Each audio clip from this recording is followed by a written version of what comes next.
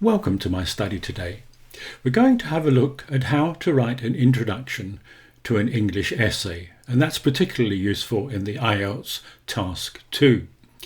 We'll use the questions that we used in the previous two videos, and I'll remind you of that in a moment, but I'll also put a link in the text below. So let's get started. Here is the question, and you can pause the video just to read through, but you remember we proofread this with our finger, and then we underlined the important parts of the question which we have to write about. Then, if you remember, we made a diagram. And this is the first diagram, and we also used a fishbone diagram. This identifies the main points in the question which we have to paraphrase, or to put it another way, we have to write about in our own words to show the examiner we have a good English vocabulary. Here we are looking for synonyms in the question. Now remember, you have limited time here and you are trying to do this in the first 10 minutes. So don't spend too much time on it. Just let these ideas tumble out of your head onto your notepaper. If you look at the word countries, you see I've written the USA, South America, Europe, China and continents. All of these are words I can use instead of repeating the word country or countries. I'm sure you know them if you think about them. Damage, I can replace that with floods, fire, communications and health. Pollution, nuclear waste, I'm sure you could write a lot about nuclear waste alone. Water and coal. Problems, well, I've substituted plastic waste and sewage. Sewage, of course, is human waste, so you can write a lot more about these things using other words in the text of your essay. Transport, I've suggested cars, lorries and ships. Rivers and seas, well, obviously the Atlantic Ocean, the Pacific and the River Amazon. And the environment, I've said rainforest, desert and tundra. This all avoids repeating the words in the question. And finally, you are required in this question, but not all questions, so be careful, in this question to give your own ideas.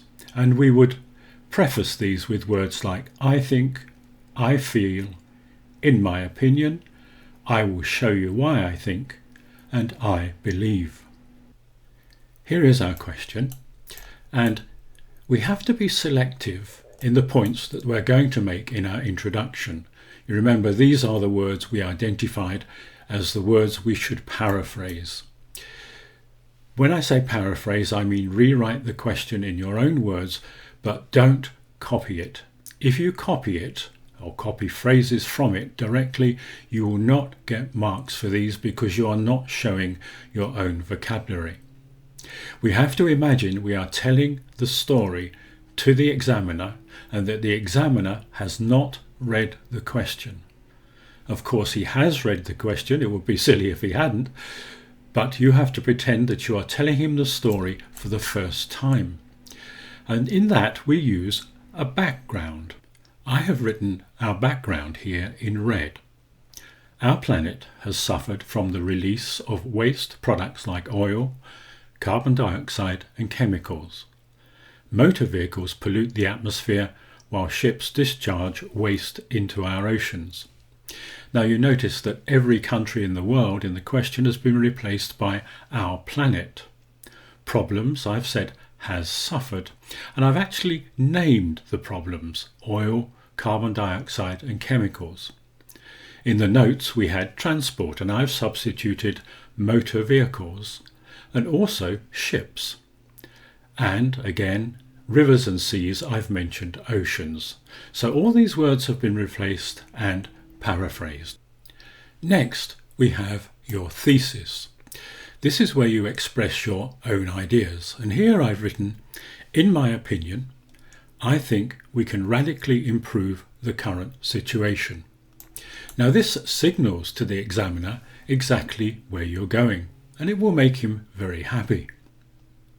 You can see we have produced our introduction in 41 words. And what I suggest you do now is find some old exam questions and practice the technique that I've shown you. Proofread through the question with your finger, underline the important points, and then paraphrase the words that you're going to substitute in your introduction. That will help you produce the perfect introduction for any English essay. Good luck.